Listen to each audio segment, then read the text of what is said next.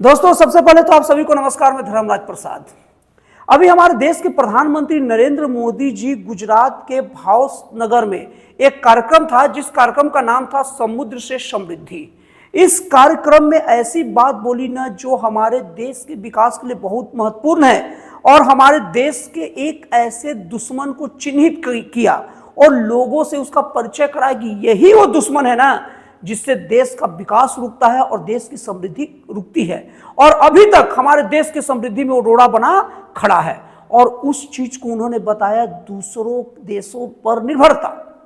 उन्होंने ये बोला कि हमारे देश का, हमारे विकास का सबसे बड़ा कोई शत्रु है तो वो है दूसरे देशों पर निर्भरता। उन्होंने कहा कि 140 करोड़ लोगों का भविष्य किसी दूसरे देश की निर्भरता पर हम नहीं छोड़ सकते, और उनका ये कहना सही भी है।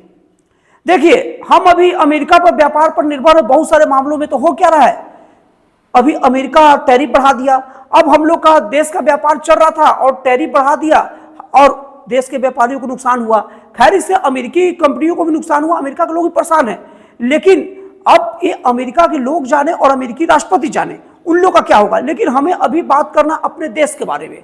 और वही नहीं, उसके बाद में जिस देश पर ज्यादा निर्भर होते हैं ना, वो हमें बहुत ही गलत तरीके से हमारे साथ ट्रीट करता है। और ये नरेंद्र मोदी जी का भी कहने का इच्छा नहीं होगा, और ये बात हो भी नहीं सकता कि हम लोग पूरी तरीके से एकदम दूसरे से मतलब ना रखें।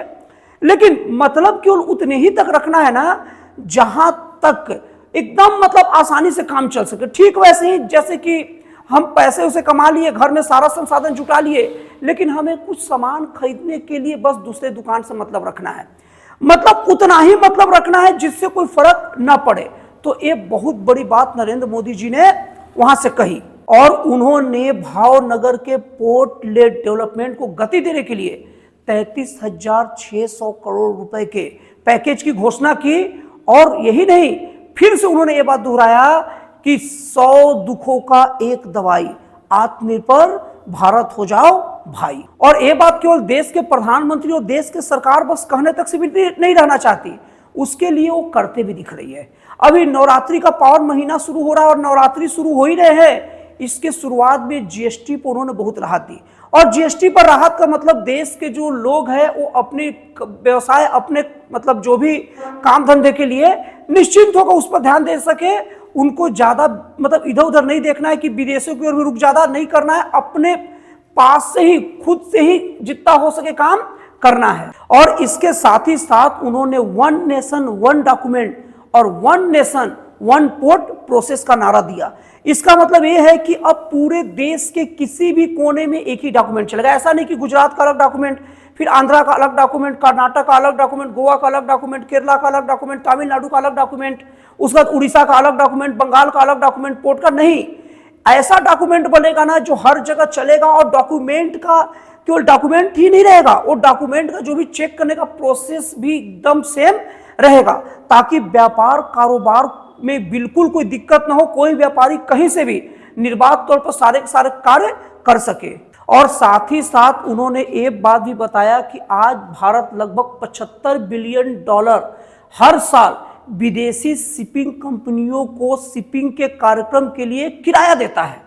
अब अगर ये आत्मनिर्भरता आ जाए तो इतना सारा पैसा देश में ही बचेगा। और उन्होंने ये बात भी बताया कि अभी हमारे देश में जितना जो समुद्री व्यापार होता है, समुद्र के रास्ते, केवल देश के व्यापार का 10% ही होता है। और उन्होंने 2047 तक ये व्यापार 30% करने का लक्ष्य रखा। और साथ में ये बात ही बोला कि 2047 तक अगर भारत को विकसित भारत बनाना है तो चीप हो या शिप, दोनों के दोनों भारत में बनने चाहिए। और उन्होंने क्रूज टूरिज्म को बढ़ावा देने के लिए मुंबई में इंटरनेशनल क्रूज टर्मिनल का भी मतलब लोकार्पण किया।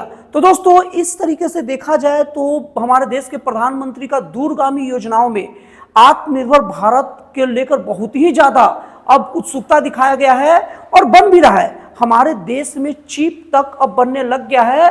तो इस तरीके से निश्चित तौर पर अगर यही रफ्तार रहा तो 2047 तक हम विकसित देश में शामिल हो जाएंगे, इसमें कोई दो राय नहीं है। तो दोस्तों, आपको ये बहुमूल्य जानकारी कैसा लगा और ये जानकारी आपको थी कि नहीं थी, कमेंट करके जरूर बताइएगा। और दोस्तों आपसे रिक्वेस्ट है कि थोड़ा मेरे चैनल को लाइक शेयर सब्सक्राइब कर दीजिए, बहुतों को करते हैं तो आप मेरा भी कर दीजिए।